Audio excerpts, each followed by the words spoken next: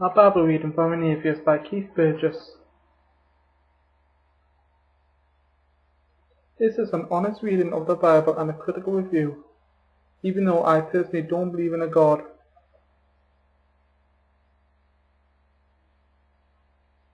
I do know there are a lot of people who believe in the God in this book, so out of respect and love I'll try to be as professional as possible, so in advance if this video offends you in any way, I apologize in advance, but please keep an open mind and an open heart when watching this video.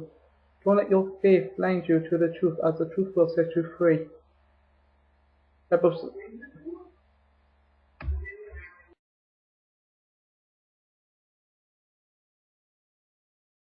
Okay, YouTube, today I am going to read the Bible, the King James Version. Then I am going to examine it, see where it's going wrong, both on immorally, scientifically and historically. I'll also be showing you what is right with the Bible on those three categories. Okay, let's begin with Genesis chapter 1.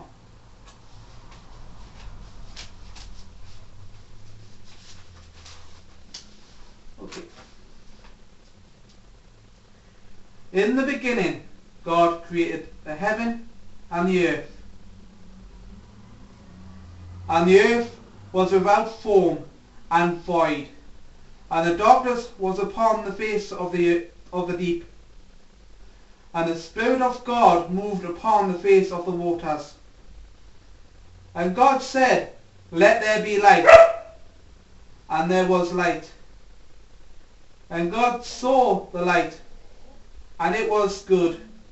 And God divided the light from the darkness. And God called the light day, and the darkness he called night. And the evening and the morning were the first day. And God said, "Let there be a firmament in the midst of the waters, and let it divide the waters from the waters." And God made the firmament, and divided the waters which were under the firmament from the waters which were above the firmament, and it was so. And God called the firmament heaven, and the evening and the morning were the second day. And God said, "Let the waters under the heaven be gathered together unto the one place, and let dry land appear." And it was so. And God called the dry land earth, and the gathering together of the waters called the sea. And God saw it was good. And God said, "Let the earth bring forth grass and herb yielding seed, and the fruit tree yielding fruit after his kind, whose seed is in itself upon the earth." And it was so. And the earth brought forth grass and herb yielding seed after his kind, and the trees yielding fruit, whose seed was in itself after his kind. And God saw that it was good. And the evening and the morning were the third day. And God said, "Let there be lights in the firmament of the heaven, to divide the days from the night, and let them be for signs and for seasons, and for days and years, and let them be for lights in the firmament of the heaven, give light upon the earth." And it was so. And God made two great lights, the greater light to rule the day, and the lesser light to rule the night. He made the stars also, and God set them in the firmament of the heaven, to give light upon the earth, and to rule over the day and over the night, and to divide the light from the darkness. And God saw that it was good. And the evening and the morning were the fourth day. And God said, "Let the waters bring forth abundantly the moving creature that hath life, and fowl that may fly above the earth in the open firmament of heaven. And God created great whales, and every living creature that moveth, which the waters brought from abundantly after their kind, and every winged fowl after his kind. And God saw that it was good. And God blessed them, saying, Be fruitful and multiply, and fill the waters in the seas, and let fowl multiply in the earth. And the evening and the morning were the 5th day. And God said, Let the earth bring forth the living creature after his kind, cattle and the creeping thing and beasts of the earth after his kind. And it was so.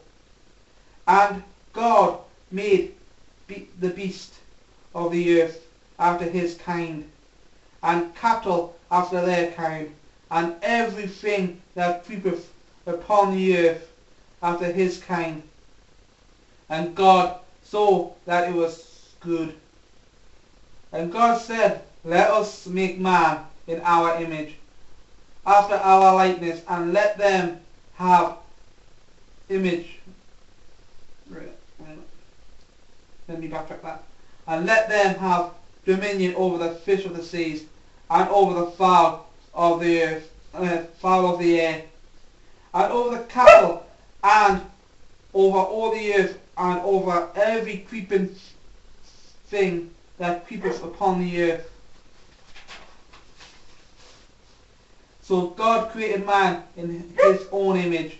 In the image of God created he him, male and female created he them.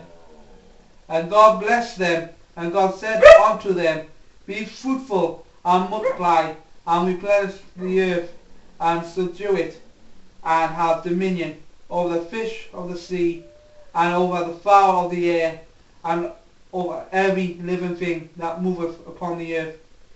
And God said, Behold, I have given you every herb bearing seed which is upon the face of all the earth, and every tree in which is the fruit of the yielding seed.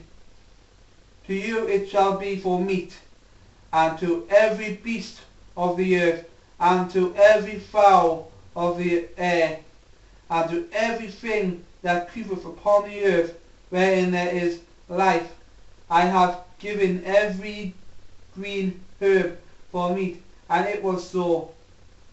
And God saw everything that he had made, and behold, it was very good. And the evening and the morning were the 6th day. Okay, let's see if science agrees with Genesis chapter 1. But first, let's explain what science is and what is a scientific theory. The definition of a scientific method.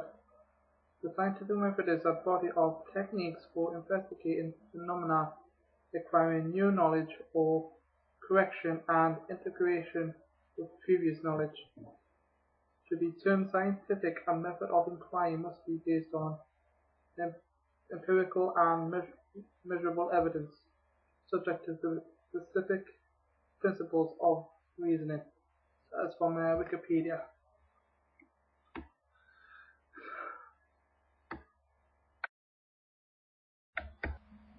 What is a scientific theory? For this I am going to take a quote from Richard Dawkins' book The Greatest Show on Earth. In this he uses two definitions for the word theory. The first quoted here is the one for science, a scheme or system of ideas or statements held as an explanation or account, or a group of facts or phenomena, a hypothesis that has been confirmed or established by observation or experiment, and is propounded or accepted as accounting for the known facts, a statement of what are held to be the general laws, principles, or causes of something known or observed.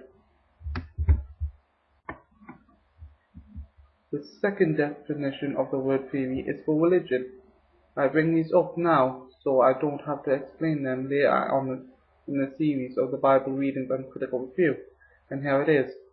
My hypothesis proposed as an explanation, hence a mere hypothesis, speculation, conjecture, an idea or set of ideas about something or an individual view or notion. This is it for this episode. Next episode will be see if science agrees with Genesis chapter 1.